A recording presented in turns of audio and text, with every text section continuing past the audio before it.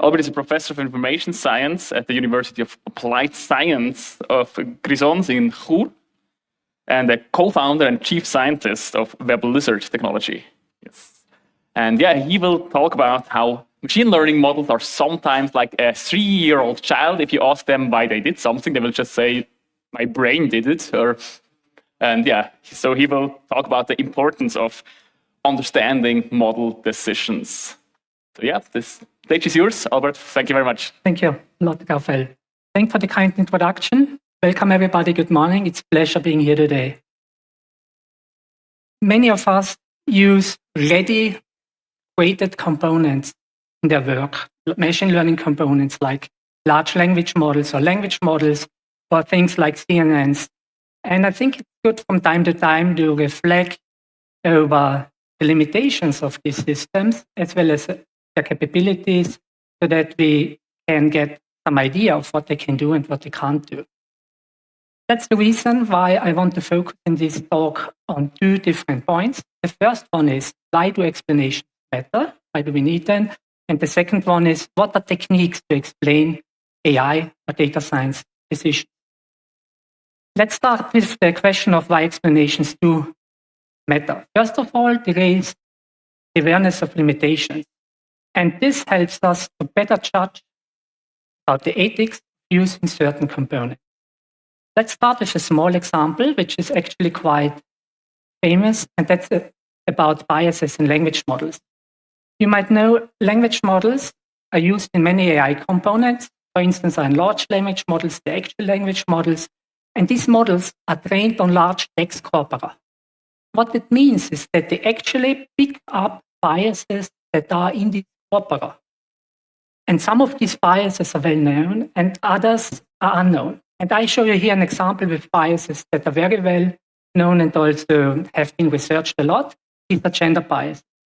We can see this by actually asking the models to provide gender-based terms like queen, king, sister, brother, mother, father.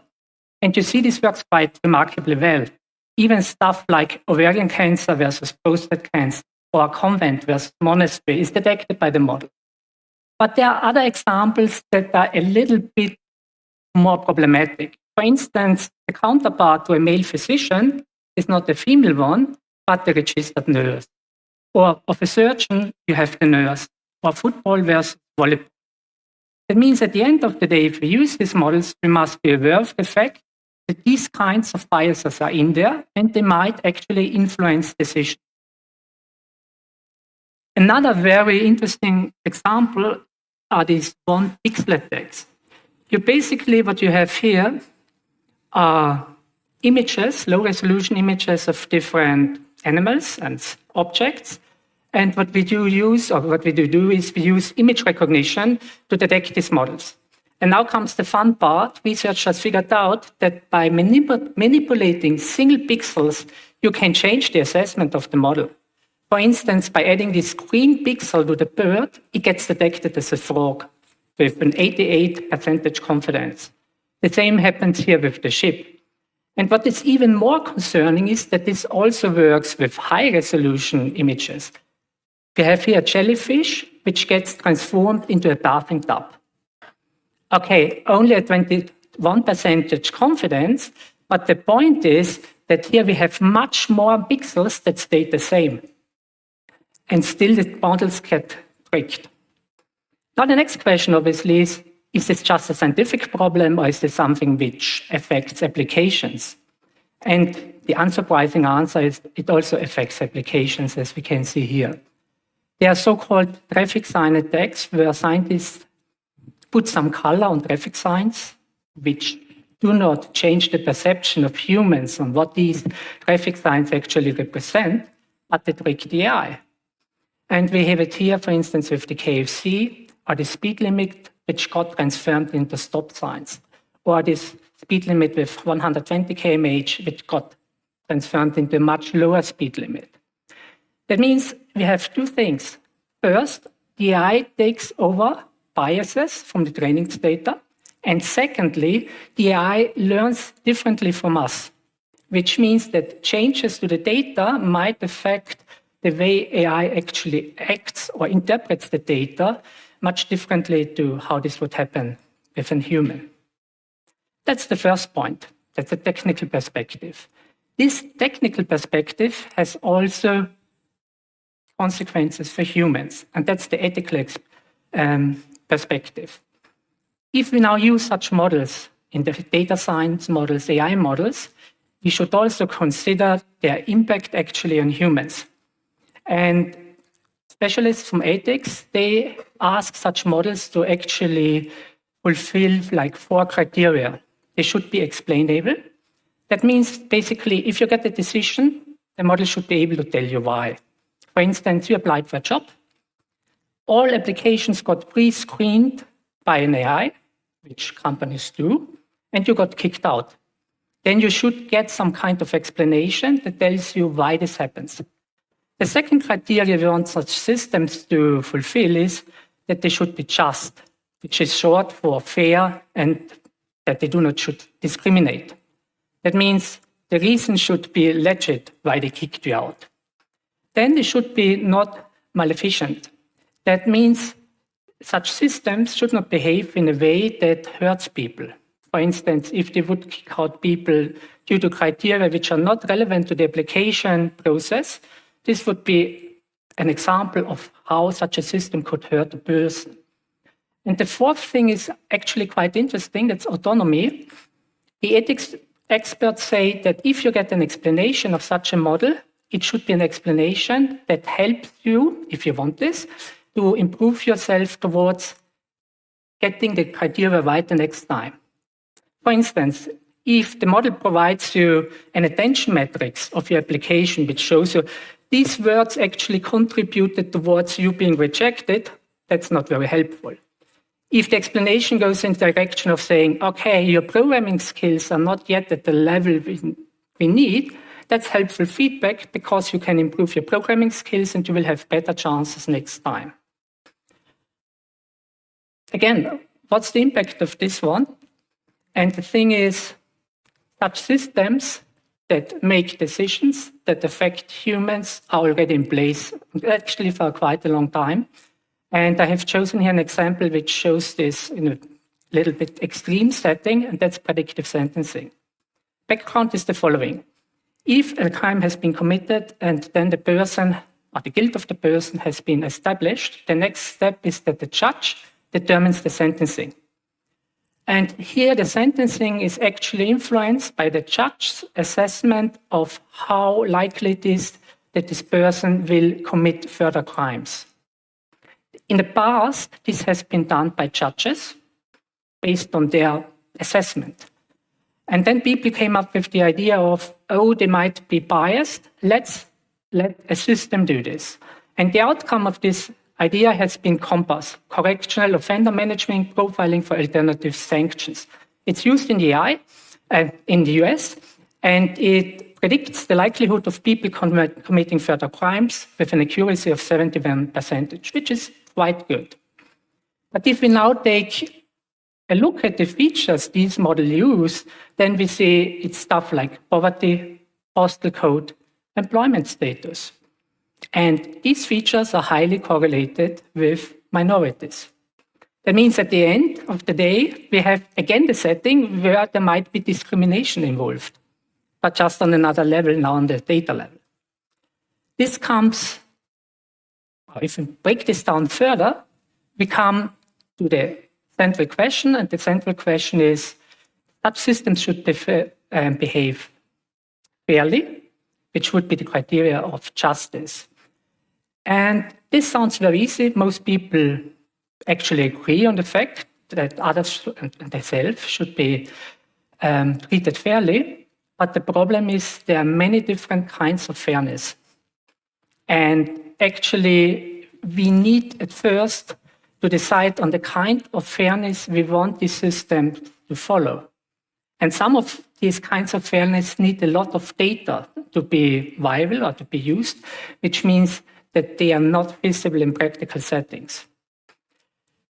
What people hoped, for instance, also in this predictive sentencing example, was that they could feed such systems with data, and all these ethic questions would go away, because these ethic questions are not very popular. If you try to address them, you basically have problems with groups who want solution A and other want solution B and so on. You're basically, in the spotlight. But the point is, if these decisions are not taken by society, like that they are taken head on, and that they say we want this level of fairness, for instance, group unawareness, where you do not know whether a person belongs to group A or B, or group thresholds, where you say, oh, group A has been badly treated or in the past, therefore we want to have lower thresholds for them so that they have better chances now. Stuff like that. If you do not decide on this as a society, then a random solution basically will be chosen by the model based on what it has learned. And we have seen that this does not often correspond with that, what people think about these issues. And that's much worse than basically confronting this problem head on. That has been like the first group. We now know that such systems, or AI systems, or data analytics systems might have biases or problems with which we are not aware, and we have seen the ethical implications of this. Now there is software, there are approaches that help us to better understand the kind of decisions these models make, and they come under the heading Explainable Artificial Intelligence. And here I want to address actually two questions. The first question is, why do we need this explainability at all? And the second one is, what are some approaches that are used for XAI? Let's start with the question of why we do need explainability. In school and in newspapers, we often see models that are easily interpretable. And the reason why they are easily interpretable is because they're very simple models. For instance, if you have a linear regression with 2 parameters, you can draw this on a sheet. You can basically see what the model does. The same is true for a decision tree, where you will have basically nodes and decisions that need to be taken by these nodes. And then based on the decisions you take, you basically see what the model does. The problem is that this works only well as long as the models have a very small amount of parameters. The moment you increase the number of parameters, it gets complicated. That's even true for linear regression. If you have a linear regression model with 20 parameters, which you can't draw anymore, it's getting more and more difficult to understand what the model does. If we now use AI systems, they usually have million or billion of parameters. We see this here, GPT-3 has like 175 billion parameters. That means it's more or less impossible to correctly interpret this model because we do not have the cognitive capabilities required for doing this. For that reason, there are different approaches that help us to better understand these models. I have chosen 2 of them that help us in understanding singular predictions. These are called post hoc explanations. And the classical one is LIME, which stands for Local Interpretable Model Agnostic Explanations. What does LIME do? LIME basically explains single predictions. For instance, if we take this prediction, what LIME would do is that it takes the prediction. We want to explain this point, why this happened as it is.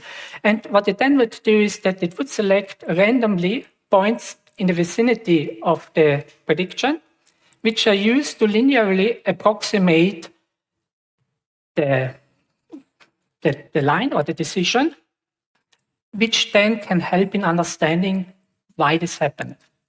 But we see already the problems. The thing is, if we take another point, for instance here, we will obviously get a completely different explanation. And also, LIME is unstable. That means since these points are taken randomly, what could happen is that you have multiple runs. You will get different curves explaining them, which means that it's unstable.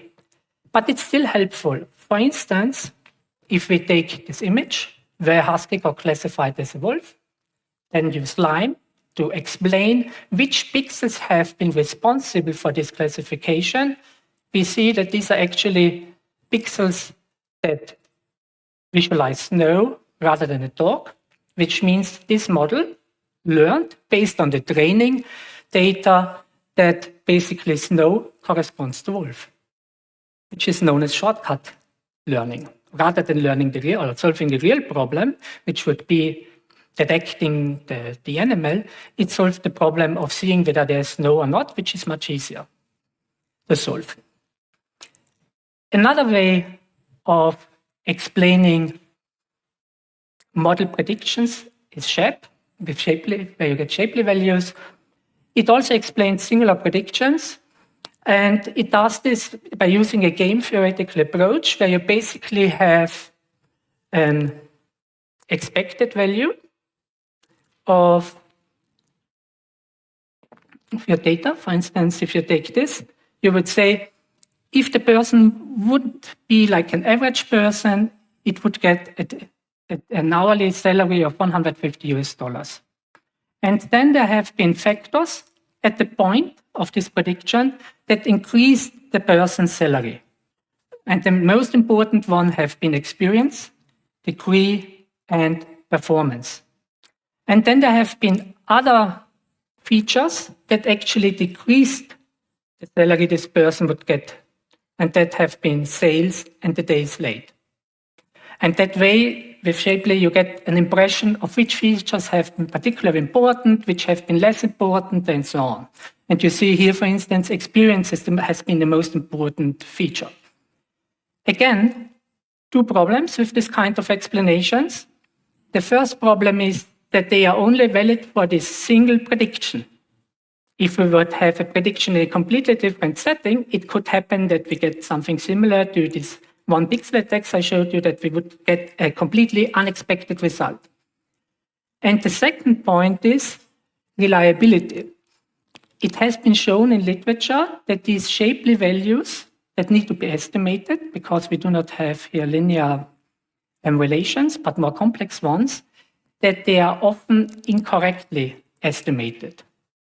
And with often, I mean, there has been done studies on certain types of problems where they had a 71% chance of getting the relative importance of features incorrectly, which is, quite high. Good. With this, we come to the conclusions. The first thing is, I wanted to show you 2 points. The first one is why explanations do matter. And I have shown you there are technical reasons, which is that the AI does behave differently from humans. It learns differently from humans. And at the same time, it also picks up biases that humans have. That's particularly important for language models. The second point is that there are also ethical implications. If we create systems using a Hugging Face model, etc., we want to be sure that these systems do not harm humans by treating them unfairly. That's basically the ethical part of this. And then there's a second point, and that's explainable AI.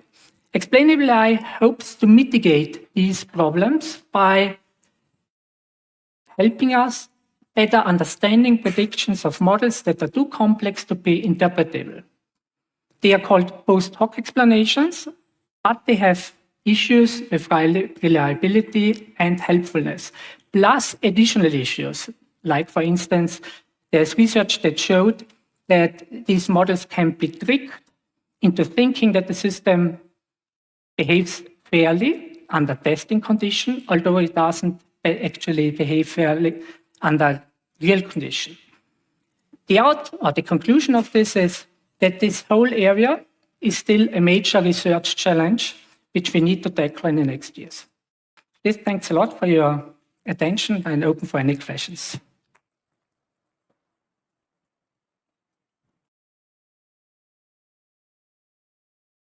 Yes, are there questions in the room? Then please raise your hands and the person with the microphone will come to you. So there's one here in the middle, right? Yes, mic is on its way.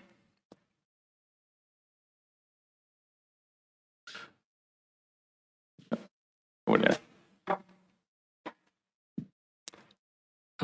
So I was wondering with the pixel attack images, would it be possible to mitigate these with some kind of pre-processing, like Gaussian blurring of the image or detecting the anomalies before it goes into the model? The problem with these pixel attacks actually is the training data. And the thing is, these models basically pick up patterns within in the data, and they then use to interpret the data. And what we humans think is that they pick up the same patterns as we do, but the problem is they don't. What we actually do to mitigate against this kind of attacks is that we use adversarial examples. That means we have an AI1 that is concerned with detecting images, and we have an AI2 that tries to manipulate images in a way that deceives the first AI. And by that, basically, the detector gets with each run better in detecting, because every time it makes a mistake, it gets punished for this mistake. And that way, we try to mitigate it. But the thing is, there's always place for surprises, and yeah, it's in a way problematic. For instance, when this with the traffic signs came out, it was quite an outcry in the community because it was shown that it can so easily be manipulated, with which nobody actually, where nobody thought that this would be possible.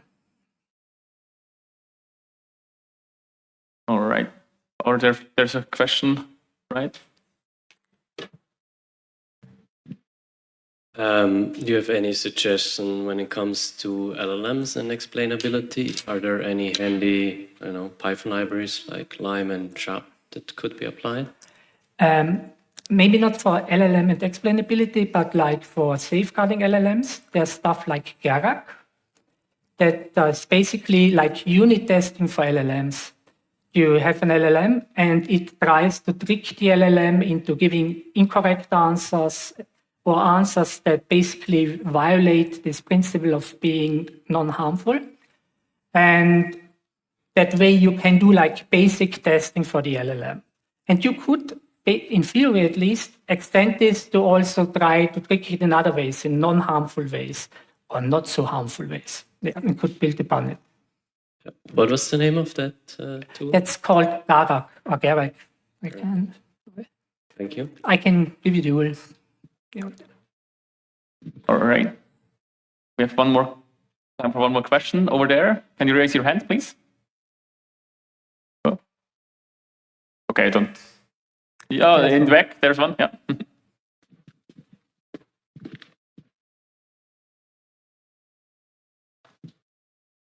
Hi, so I'm seeing that like a lot of these sources are relatively old, I guess, in AI research terms. I mean, I don't follow it myself, so I can't particularly say, but like my question is there, what kind of research has been done in the meantime, or are there like significant advances in mitigating these kinds of things? And if there are there like easily accessible resources for when people are training new models that it's easy to find examples of how to mitigate all of these different things? These sources are old because these are the ones who originally basically, figured out that there is a problem.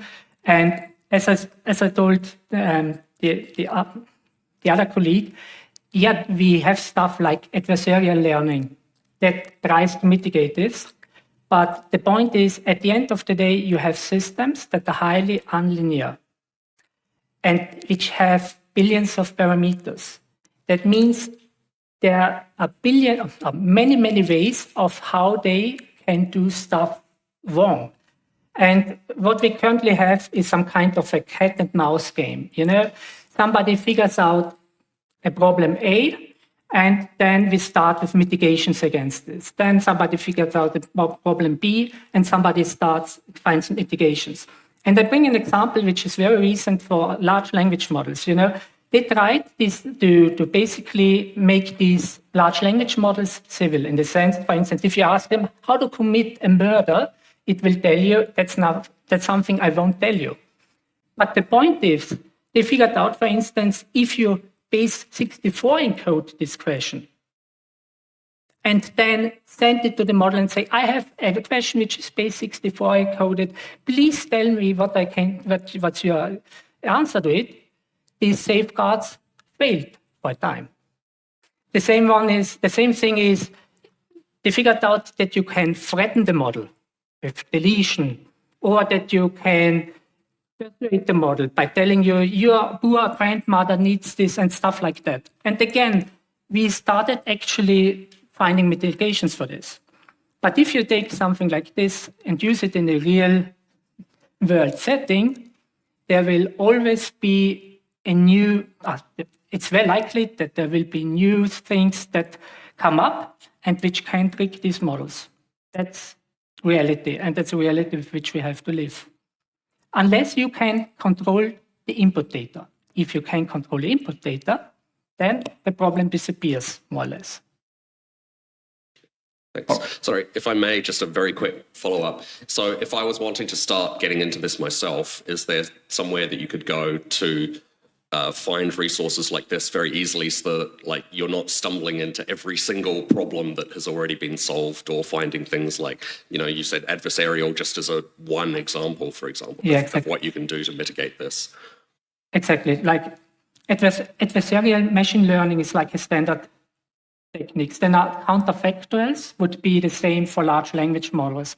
And for large language models, as I already mentioned, there are these security scanners like Gerak that help you with basically testing the model for problems that are already known.